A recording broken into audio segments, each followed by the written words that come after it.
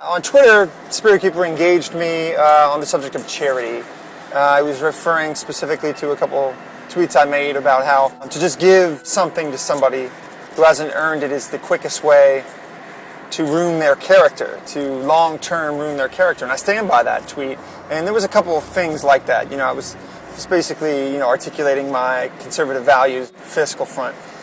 And, he makes an interesting point that I think is often confused, and I'd like to clarify it.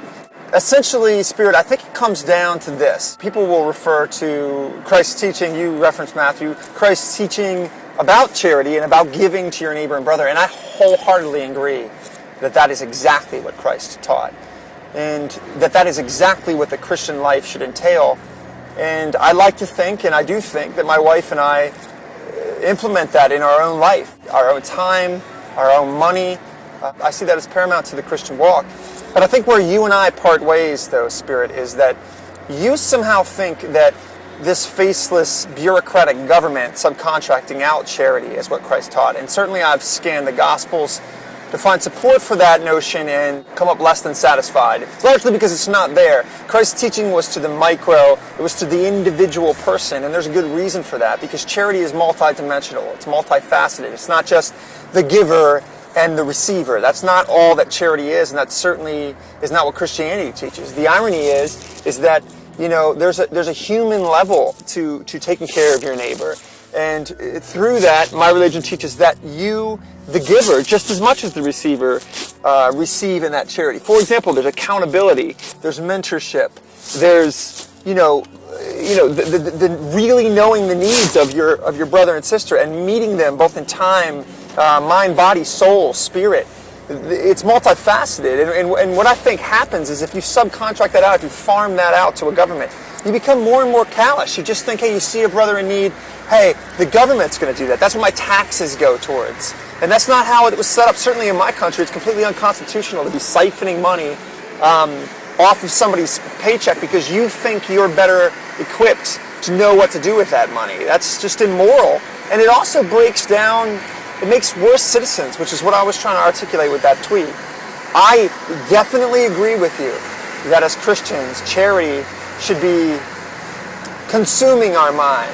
There's more need than, arguably there's ever been, at least in the West, and globally it's baffling how much need there is. It's heart-sickening.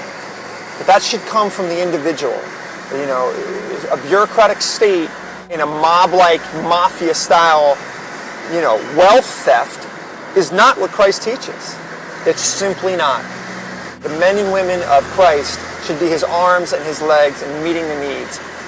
Feeding the widow, clothing the homeless, adopting the orphans. This is our call as individuals, and for good reason. I think that really clarifies it for me, and I think that's the dichotomy that you're getting at, and I think that's why you misunderstand, why my politics, in my opinion, do not conflict with my religious beliefs. I think the sort of talking points and the rhetoric of the left is very tempting. They bait that hook in a very sexy, appealing way, but in reality, certainly when you look at the results of those policies and whatnot, it's a disaster. But more importantly, it's not the role of government to do that. It's simply not. It's the role of the individual. Well, this is why I'm a small government guy, because it should be communities that handle these things. It should be our local churches. And at once it was. Before the government became Jabba the Hutt, it was the local communities that knew the needs of their brothers and sisters in need.